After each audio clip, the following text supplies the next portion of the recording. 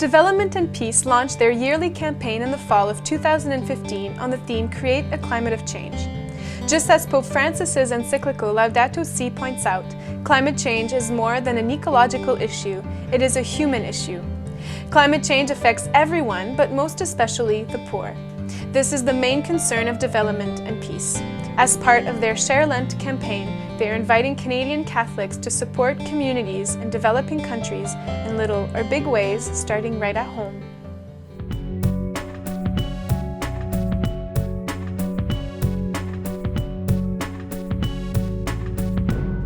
Hello and welcome. I'm Emily Callan.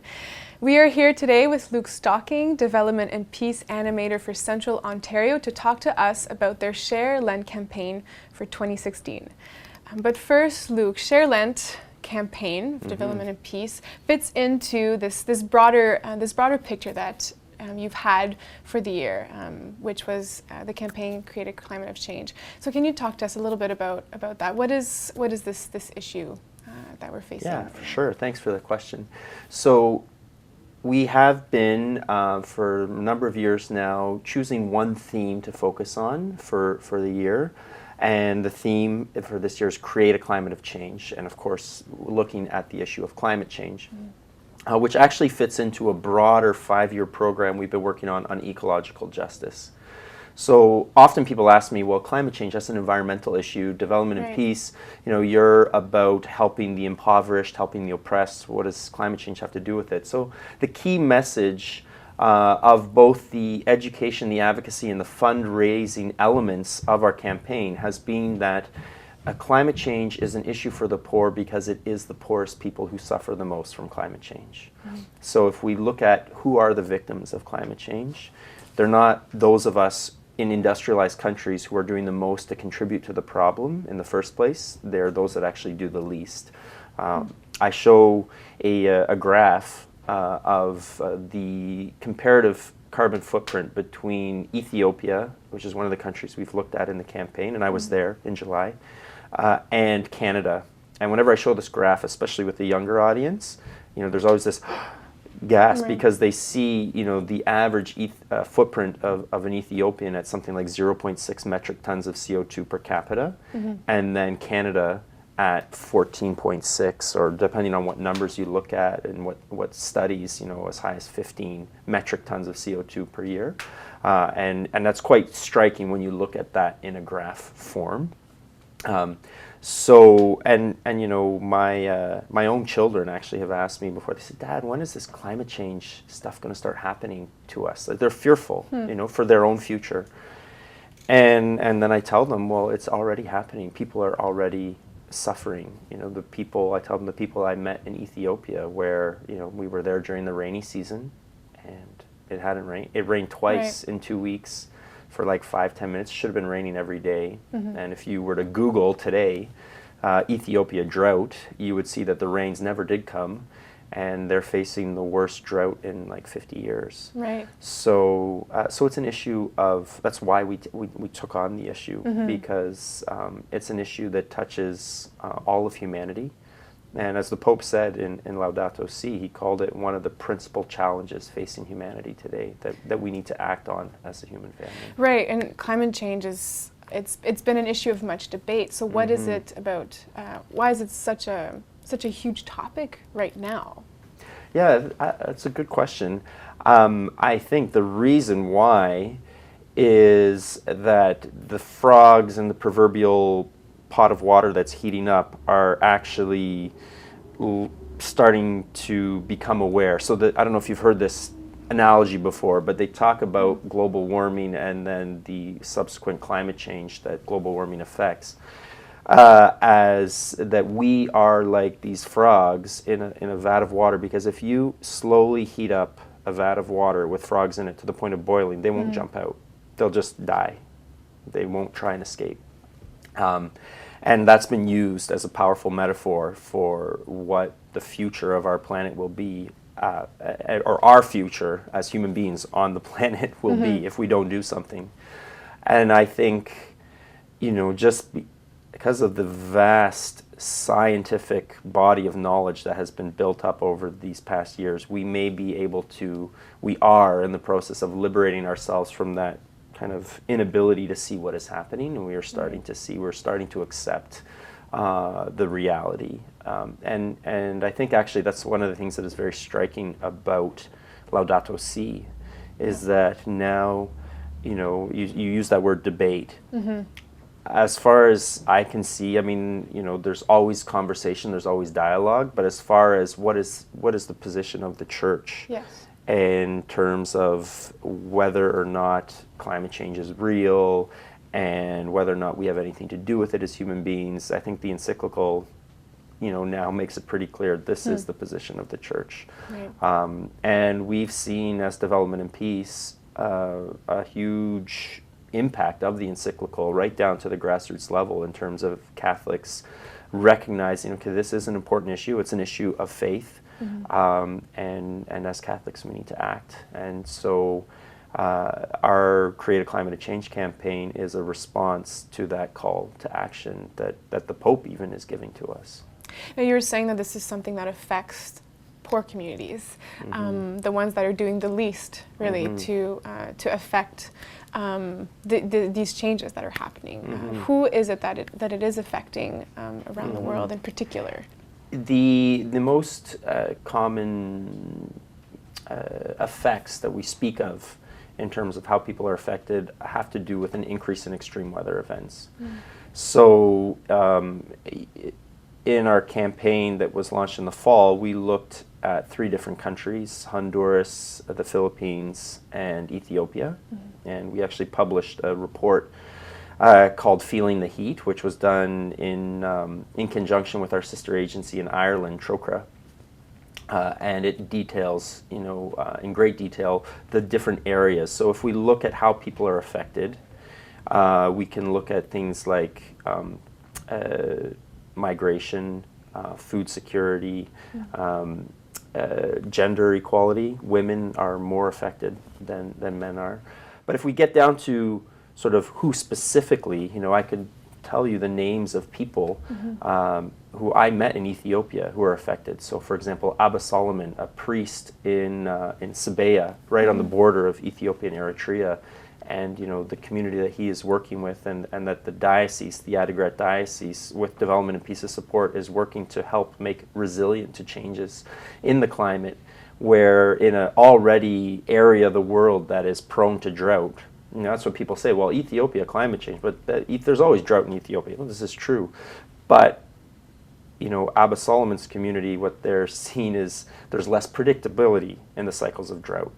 And the less predictable drought is, the harder it is to be able to adapt and plan and respond to it.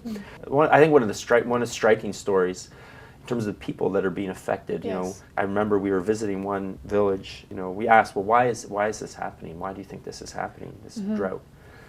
And they said it's because of our sin. There was a sense that because they had somehow sinned, that God was punishing them by not sending the rain. She was right, but it wasn't her sin, it was our sin. The sin of a world that, as the Pope says, has forgotten that we are creatures created by God and are putting ourselves in the place of God, and in so doing are running rampant over God's creation.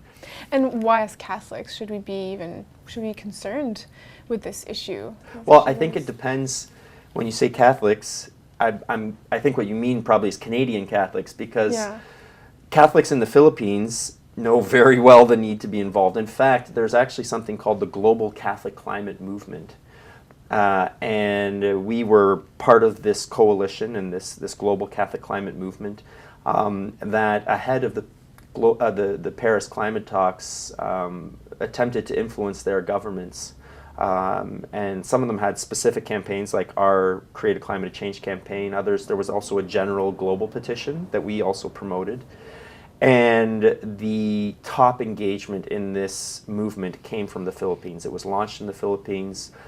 They collected something like 1 million signatures. Catholics in the Philippines understand really well and know that they need to get involved. So it depends on, where you are. But it is, again, it's certainly for me personally, it is a matter of faith, because how can I, as somebody who truly believes that God did not say, here's creation for you, my children, all 7 billion of you, but actually this much of it is for you guys, and this much of it is for you, and you guys over here can do whatever you want to what I've given you, even if it makes life unbearable for these. I don't think that's the way God gifted creation to us.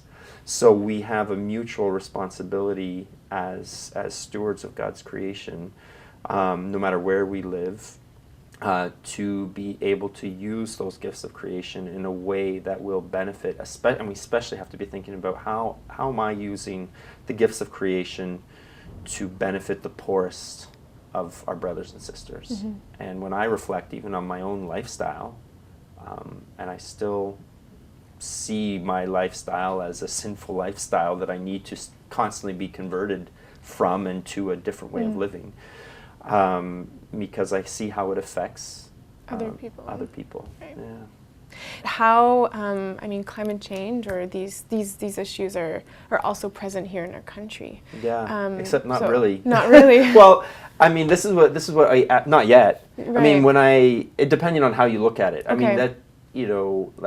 Yes, there are people who would make arguments in terms of, certain environmental impacts that we're already seeing in Canada. But, when I actually ask kids, I say, okay, so is climate change affecting you in your life? And they say, well, it's not snowing.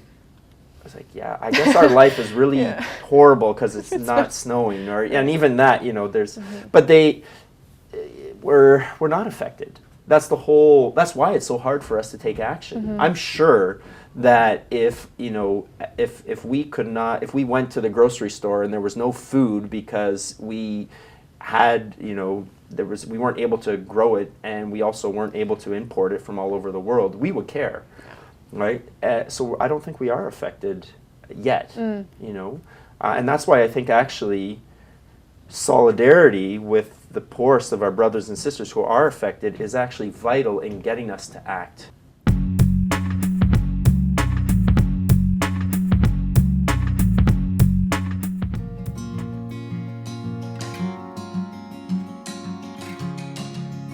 Human dignity is the one thing we all share. So without human dignity, we can't be human, we can't be persons, and then none of this matters.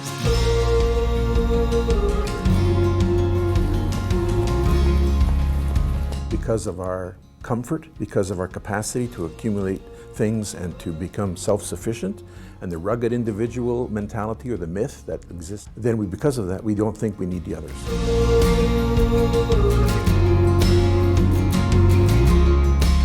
Lent is given to us as a time to put things straight. And straight means in French or English is right, and right is justice.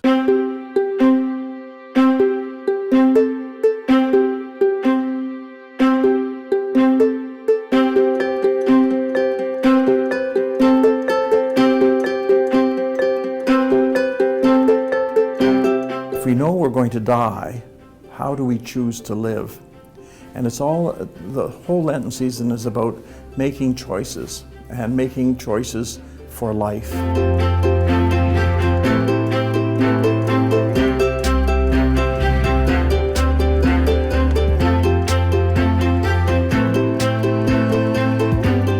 Why was there violence? Why is there hunger? Why is there injustice, a lack of access to land or water, or clean water, or whatever it might be? And they adopt a social justice response.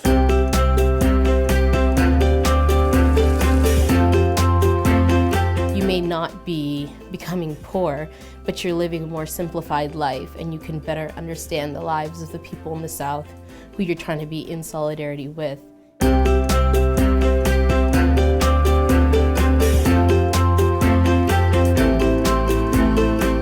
How good development is development that comes from the bottom up. And that's exactly what development and peace does. They work with organizations on the ground in countries in the global south, and we don't tell them what to do from Canada. We let them establish their own priorities, and we support them in that. C'est ça justement que nous attendons de la solidarité. Permettre à l'autre de grandir pour qu'un jour il soit capable lui-même de produire, qu'il soit capable de résoudre ses problèmes.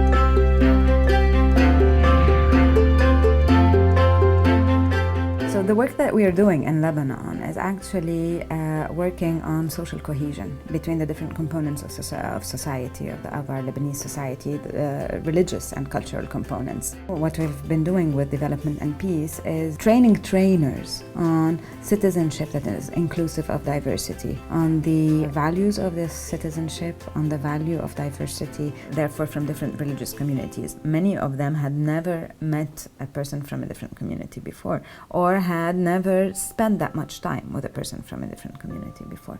So this was the time that allowed them to just, walk hand in hand.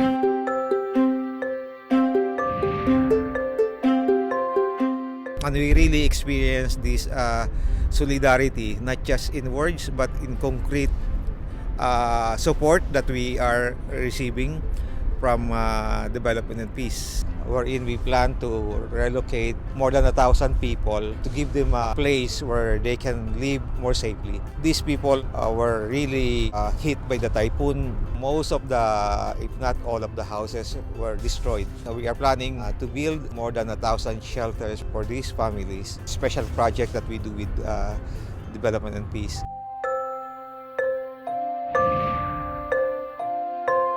Mon pays, c'est un pays qui est en recherche de démocratie et ça faisait longtemps que les gens n'avaient jamais connu, n'est-ce pas, des élections libres et démocratiques. Avec Développement et Paix, nous avons conçu un projet d'éducation civique et électorale où nous avons appris aux gens comment il faut voter, pourquoi il faut voter, de quelle manière est-ce qu'il faut comprendre la démocratie. Nous avons formé des milliers de personnes.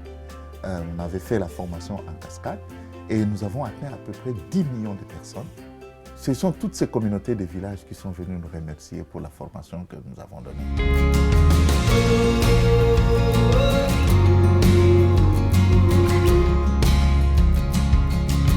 When I was hungry, you gave me something to eat. When I was thirsty, you gave me something to drink.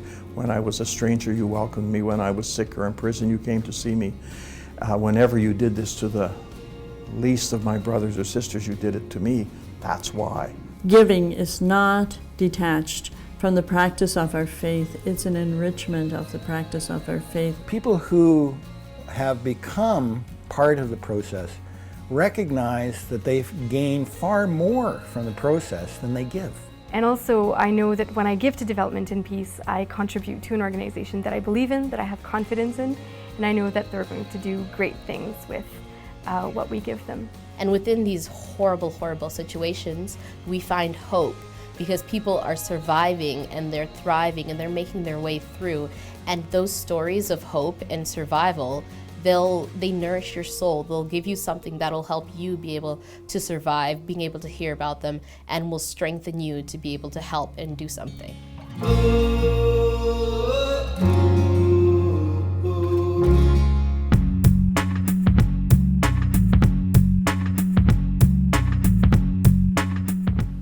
Now let's talk about the Shareland Campaign. Mm-hmm. Every year, Development and Peace comes up with this Shareland Campaign. Exactly. So can you maybe tell us a little bit more Sure. about it? So most people don't know that Development and Peace was founded for 3 reasons.